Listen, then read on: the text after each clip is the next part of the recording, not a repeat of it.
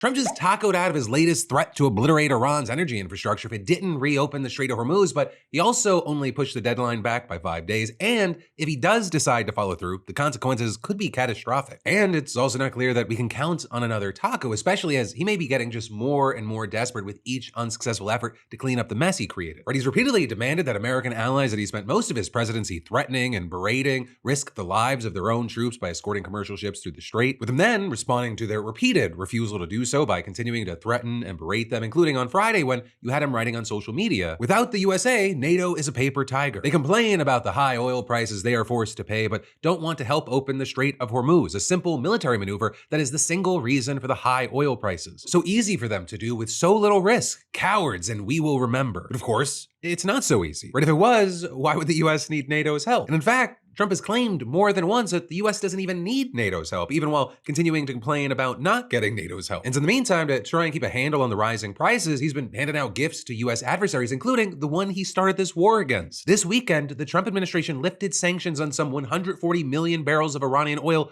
already loaded onto vessels. And that coming a week after the lifting of sanctions on Russian oil already at sea, and a couple of days after the easing of sanctions on companies in Belarus, a key Russian ally often called Europe's last dictatorship. And so all of that, it's why you have people like Brett Erickson, a consultant specializing in financial crimes and sanctions, telling the Washington Post, two countries that we've spent years sanctioning are now the direct beneficiaries of a conflict the United States chose to start. The United States has spent years building sanctions architecture specifically designed to constrict Russia and Iran. Within 3 weeks of this conflict starting, we're tearing it to shreds. But also with this, you had Trump claiming on Friday that his administration was actually getting, quote, very close to meeting its objectives as it considers winding down its great military efforts in the Middle East with respect to the terrorist regime of Iran, and adding, "The Hormuz Strait will have to be guarded and policed as necessary by other nations who use it. The United States does not. If asked, we will help these countries in their Hormuz efforts, but it shouldn't be necessary once Iran's threat is eradicated. Importantly, it will be an easy military operation for them." And then with that, while Trump claimed that the US was winding down its operations in the region, the military was actually ramping up attacks against Iranian drones and naval vessels in its latest effort to unblock the Strait of Hormuz. Not to mention, there are thousands more US troops on their way, possibly to take part in a ground operation aimed at that objective. And then a day later, Trump only added to the confusion by writing in another post, "If Iran doesn't fully open, without threat, the Strait of Hormuz within 48 hours from this exact point in time,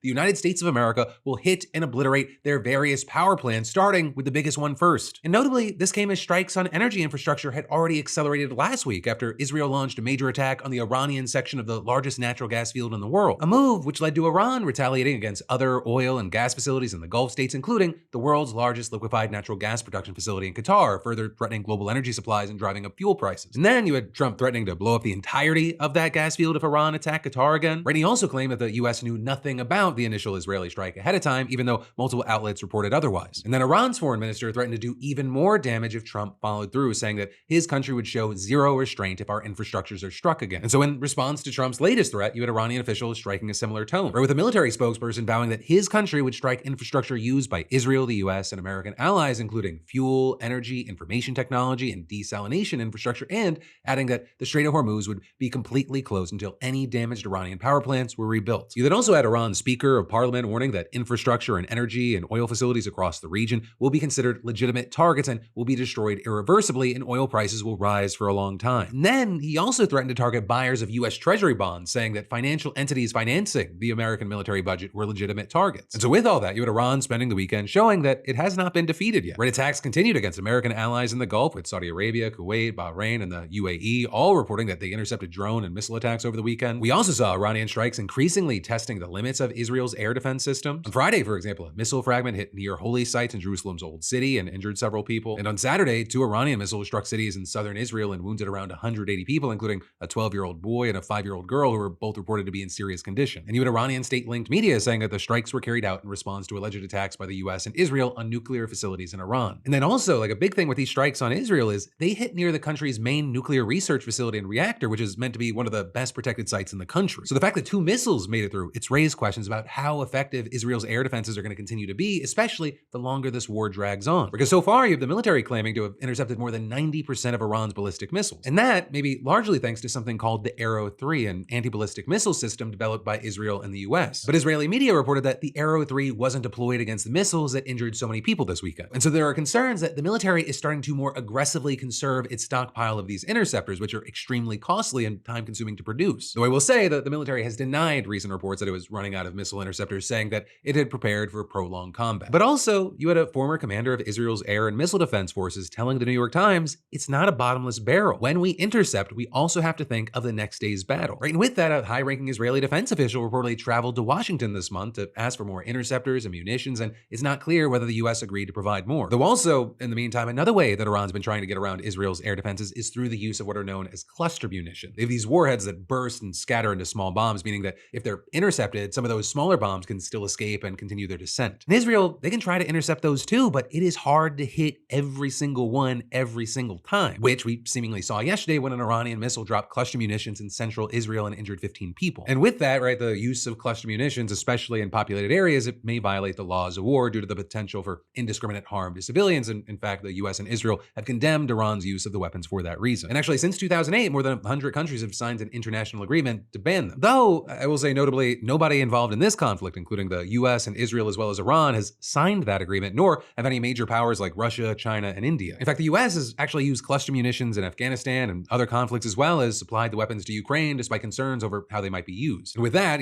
Russia, they've also used cluster munitions during the war there, and Israel, they've used them in the past wars, including in Lebanon in 2002, and allegedly more recently as well. And that's on top of how right now they've also been accused of using something called white phosphorus in residential areas in Lebanon, which could similarly be illegal due to the potential for indiscriminate civilian harm. And actually, on that note, the Israeli invasion and assault on Lebanon, it has killed over 1,000 and displaced more than 1 million, according to the Lebanese government, with the IDF chief of staff saying on Sunday that its campaign had only just begun. And that's as the country's defense minister revealed that he had ordered the military to step up its destruction of bridges and houses in the southern part of the country, even suggesting that they would follow methods that they deployed in Gaza. But to stick with Iran for now, in addition to attacking Israel, it's also believed to have fired 2 missiles at a joint American-British military base in the Indian Ocean, with one missile failing mid-flight and the other getting shot down by an American warship. And the reason that this could be absolutely game-changing is we're talking about this happening 3,000 miles away from Tehran. Right? Iran had previously said that it intentionally kept the range of its missiles below 1,250 miles because it didn't want to be felt as a threat by anyone else in the world. And so if that was a lie or something has changed, it means that many more European countries and US military bases in them are potential targets. That said, I do want to say it's not clear how far such an attack could truly reach, since neither missile reached its target, and it's not even clear that the missiles carried a payload, which would have let them travel further by weighing less. And Iran has actually denied that it fired the missiles, accusing the Israeli government of staging it as a false flag operation. But it is something we need to keep an eye on, because the questions here are also connected to other questions or claims, right? Things like claims from Trump and others that Iran, they had the ability to directly attack the US and that the attack was imminent, but also if they had this ability, they weren't using the ability. But all in all, with everything that we've talked about, what we do know, what's still questionable, what is known is that the Iranian regime, they're not done fighting. And so if Trump, he follows through on his threat, Iran may follow through on theirs, and the fallout with that, it could be massive. Right? Because currently, not all, but most of the impact on oil prices and everything tied to that come down to the Strait of Hormuz. And if that reopens, the situation could potentially stabilize relatively quickly. The relatively is the key word there, since you already have people like the head of the International Energy Agency warning that no matter what, recovery is going to take some time at this point. And that's also as he called the war in Iran the biggest threat to global energy security in history, worse than the oil shocks of 1973 and 1979 combined. But also, the widespread damage to energy or civilian infrastructure, it would make that impact far greater and much longer lasting, which is why you have some seeing this whole situation as a massive wake-up call of yet another reason to shift to renewable energy. But that shift, it's not taking place fast enough to offset these impacts if it gets worse. But then with all that said, this morning you had Trump appearing to back down, writing in a social media post, "I am pleased to report that the United States of America and the country of Iran have had, over the last 2 days, very good and productive conversations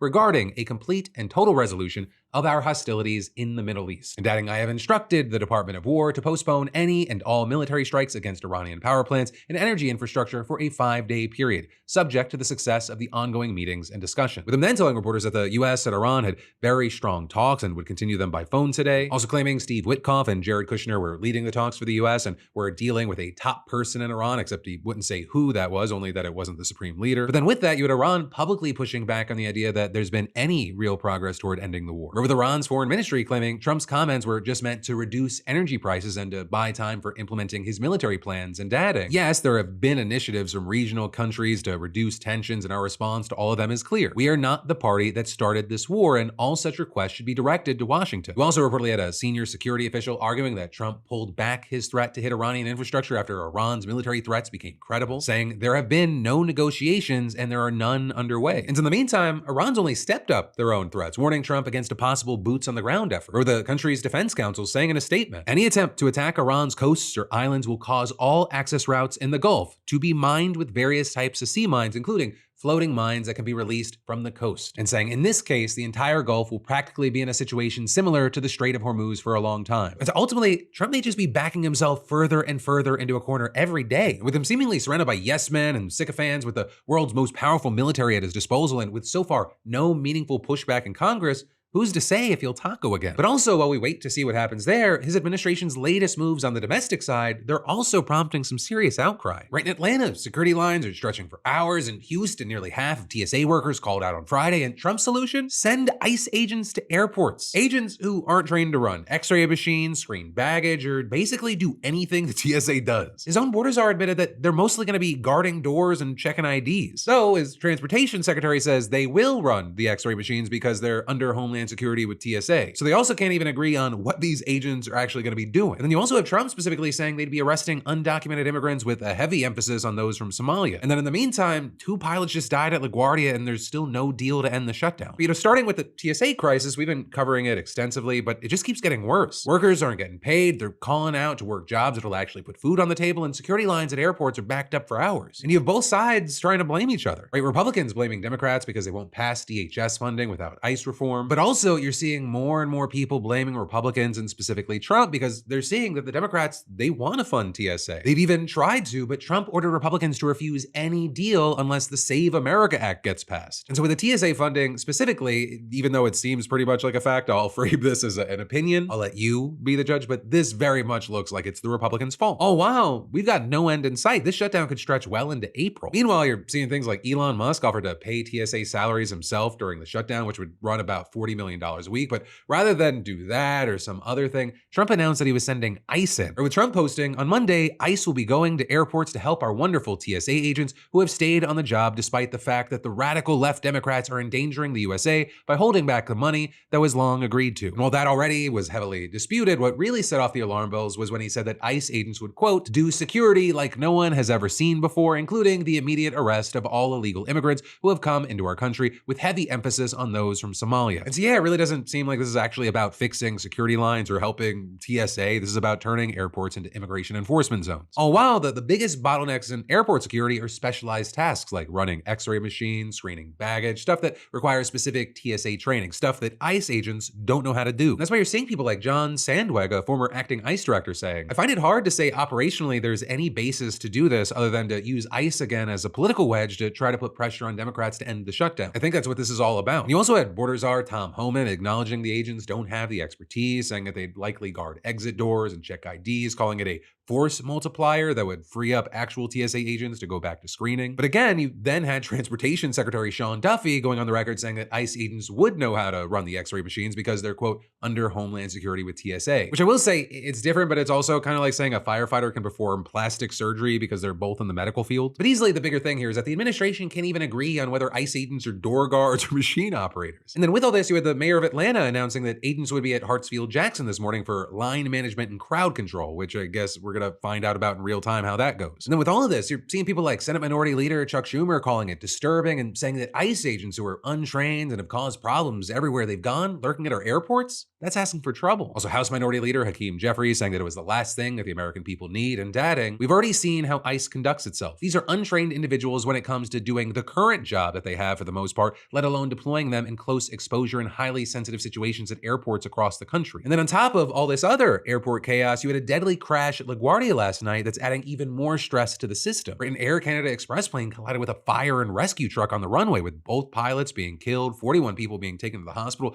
39 from the aircraft, and 2 Port Authority officers from the truck. And while you have sources saying that there is no indication of foul play or terrorism, of course the NTSB is investigating. Now, to be clear with this, right, this is not connected to the shutdown, right? Air traffic controllers they're not part of the group that's going unpaid right now. But of course, it adds to the craziness around air travel right now. And with that, LaGuardia was shut down following the crash, a full ground stop until at least 2 p.m. today. Though then connecting to everything we've been talking about, every traveler who can't fly out of LaGuardia is now going to other airports, joining those massive security lines and walking past ICE agents in the terminal. Right, and so with all this, let me kind of condense it into 2 final things. Right, as far as where we are, you have TSA workers not being paid. The president rejected a deal that would have fixed it. His response is then to deploy immigration agents who can't do the job, with specific instructions to arrest undocumented immigrants, with heavy emphasis on those from Somalia. His own officials can't agree on what agents will actually do there. 2 pilots also just died in a disconnected incident. The shutdown, it could last until April, and the president, he seems more focused on passing a voter restriction bill than actually paying the people who keep airports safe. And then secondly, if you're flying anytime soon,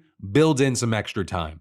And then there's more we're going to dive into in just a minute. But first, let me thank a sponsor and say, some of you are paying so much for wireless that your phone bill, it looks like it should come with leather seats and a sunroof. But thanks to today's sponsor, Mint Mobile, it doesn't have to. They've made wireless easier. Or some wireless companies still act like overcharging you. It's just part of the adult experience, but I reject that. And Mint, they give you premium wireless without a premium price tag, with plans starting at $15 a month. No stores, no awkward sales pitch. Just sign up and activate in minutes with eSIM from home. All plans come with unlimited talk and text on the nation's largest 5G network, which is a pretty solid combo of useful and not annoying. Plus, you also get free calling to Mexico, Canada, and the UK, which is actually useful and not one of those fake features that, no one asked for. They've also got data options too, 5 gigabyte, 15 gigabyte, 20 gigabyte, so you're not stuck paying for some bloated plan that your life doesn't require. And if you want to keep your phone or get a new one, you can. Either way, switching's easy. Also, 96% of users are highly satisfied with Mint's customer care, and they back it up with a 7-day money-back guarantee. So if you like your money, Mint Mobile is for you. Shop plans at mintmobile.com/DeFranco or scan that QR code. Again, that's mintmobile.com/DeFranco. But then, diving right back into the news, if you need a favor from the Trump administration, all you gotta do apparently is call up DHS and they will have your back, even if that means deporting your ex-girlfriend. Or just ask Paolo Zampoli, this former modeling agent who goes way, way back with Donald Trump. Or because the way the story goes is he introduced the future president to Melania at a party in 1998 at the Kit Kat Club. He got her a visa and attended their wedding, or with him quickly bonding with Trump over what he called their common interest: beautiful things. Oh, and I should also mention that another thing they have in common is they are both in the Epstein files. Right, Zampoli and Epstein, they once discussed buying a modeling agency together, and in fact, Zampoli's own wife came to the United States aboard Epstein's plane as a 17-year-old Brazilian model. Her name was Amanda Ungaro, and she'd have a romantic relationship with the then 32-year-old Zampoli for the next 2 decades. And so in the meantime, they kept close with the Trumps, attending Mar-a-Lago parties, with Zampoli working for Donald Trump and real estate, joining the board of the Kennedy Center during Trump's first term, and becoming the special representative for global partnerships during his second term. Reportedly, Melania would even send birthday wishes and presents to the couple's son, who's about to become a very important character for this story. Right, because by 2023, Ungaro was reportedly fed up with Zampoli's parties full of young women and his lewd texts with an apparent sex worker. So she dumped him, she moved to Florida, she married another guy, and her son came to live with her, sparking a custody battle. But then last June, Ungaro and her husband were arrested on charges of fraud, practicing medicine without a license, and other crimes related to their business, which was a medical spa. Now, the husband ended up getting out on bond because he had a green card, but Ungaro, her visa expired in 2019, with her telling the New York Times that she had been led on for years by Zampoli, who repeatedly promised her marriage and citizenship, and then he reneged. And so according to the Times, he saw an opportunity here to win his custody battle, and he pounced. First, reportedly seeking help from Corey Lewandowski, right, the top aide to Kristi Noem at DHS, and that's all he is to her. And how dare anyone insinuate otherwise, but they got no response. But then he called up David Venturella, a top ICE official, and he reportedly explained that his ex-girlfriend was here illegally and detaining her could help him get his son back. And Venturella apparently bit, reportedly calling the agency's Miami office to make sure that agents picked up Ungaro from jail before she was bailed out, or with him reportedly noting that the case was important to someone close to the White House. And just like that, Ungaro was taken into custody and deported. Now, both DHS and Zampoli, they deny that she was deported as any sort of favor, and either way, it is possible, if not likely, that she would have been picked up by ICE anyway. But we'll never actually know, and so it's just wild to see yet another example of Trump's law enforcement allegedly being used like a personal problem-solving force, whether it's at airports and blue cities or in favors for friends. Plus, it's reflective of a broader trend in the way that the administration treats parents like Ungaro. But according to ProPublica, Trump started detaining and arresting immigrant parents with U.S. citizen children twice as often as Biden did, with the Fed scooping up the parents of at least 11,000 citizen children over just the first 7 months. And so that means that if they kept up that pace, it'll be roughly double that number by now, so about 22,000 parents, and that's likely an understatement. voter count. Also, for whatever reason, they've especially gone after mothers, reportedly deporting about 4 times as many moms of citizen children per day as Biden did. And if you're one of those parents who gets arrested, you're much less likely to be let go than you were before. Because while about 30% of these cases ended in deportation under Biden, under Trump, that number has shot up to almost 60%. And as many experts have noted, that's not because they're the worst of the worst like Trump promised. Right, over half of the fathers and about 3/4 of the moms had no criminal convictions in the United States except for traffic or immigration-related offenses. With the polling showing that, more and more people are asking things like, why are these people being forcibly separated from their kids for what, a speeding ticket? But also, none of these numbers should be too surprising. We know that immigration agents have been pressured to get those arrest numbers up as high as possible. And in fact, Trump's people even changed the name of the document containing guidelines for how to handle parents from the Parental Interest Directive to the Detained Parents Directive. And they also removed the word humane from its preamble on how to handle immigrant parents. But then, actually, the final thing that I want to talk about today is that AI political ads are already messing with the midterms, and we are still months out. Right, among other things, you had a Republican committee posting a deepfake of a Democratic Senate candidate reading his own tweets, video that looks completely real with nothing but a barely visible watermark disclosing that it's fake. Also, another candidate posted an AI-generated version of a sitting governor's voice saying things that she never said and called it a parody. All while AI companies, they've pledged $265 million in super PAC money to punish any lawmaker who tries to regulate them. So let's talk about what's happening, who's doing it, and why nobody's stopping it. And one of the most recent situations that actually hit Texas Senate candidate James Tallarico, the Democratic nominee, where this month the National Republican Senatorial Committee posted an AI-generated video showing Tallarico sitting at a desk, reading his old tweets out loud and commenting on them. Oh, I remember this one. Radicalized white men are the greatest domestic terrorist threat in our country. White men. So true. So true. Oh, this one is touching. Over and over, Christians use scripture to justify bullying trans kids.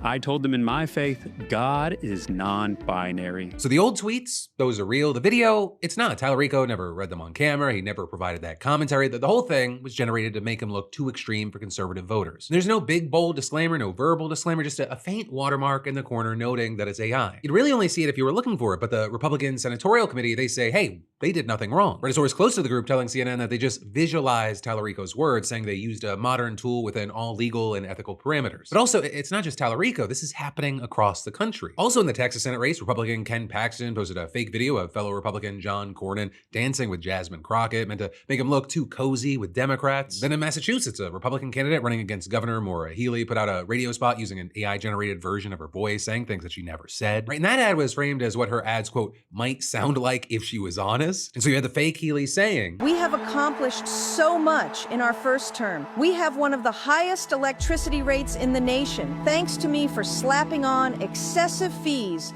to fund my climate agenda. But she never said any of that, though the campaign that put this out defended it as parody and as a creative and fun way to educate voters. Also in a Massachusetts state race, a representative posted an AI-generated newspaper's front page showing his opponent holding hands with Zoran Mamdani, designed to paint him as a radical leftist. And so with all this, you're seeing people like the CEO of advertising firm DS Political saying, anytime generative AI is used to create messaging or imagery that is misleading, I hope we can all agree that's a negative thing. When you're trying to be deceitful or have something that never existed, that's a big issue. Now, in the pursuit of being fair here, I'm going to note that Democrats have used AI in political ads as well. This is not exclusive to Republican tactics. But easily, the highest profile cases right now, they are overwhelmingly coming from the right. And you have some saying that the biggest reason that this is just getting worse and worse is that the most powerful person in the country is doing it constantly. When Trump uses AI to attack opponents, promote his agenda, and stoke political flames, and reports have found that his use of technology has eroded public trust, with people genuinely just not knowing what's real anymore. You even had New York Times tech reporter Tiffany Sue putting it this way: if the president sets the political tone, then candidates could be less cautious about tapping the technology. Their calculus might be that the public is becoming increasingly desensitized to AI's reality distortion effect. They're already being bombarded with fake influencers, fake celebrities, fake war reporting. What's another fake politician? So the general argument is that when the president treats deepfakes as just another tool, it gives everyone else permission to do the same. That said, some states, they've moved to regulate political deepfakes, requiring disclosure when AI is used or restricting how it can be deployed in campaign ads. But just last week, you had Trump introducing a legislative framework that would limit states' ability to regulate AI across the board. It creates a single national policy covering child safety, intellectual property, free speech, and data centers. And on paper, like a number of things, that sounds reasonable, but in practice, many believe that whatever Trump proposes, it's not going to go far enough, and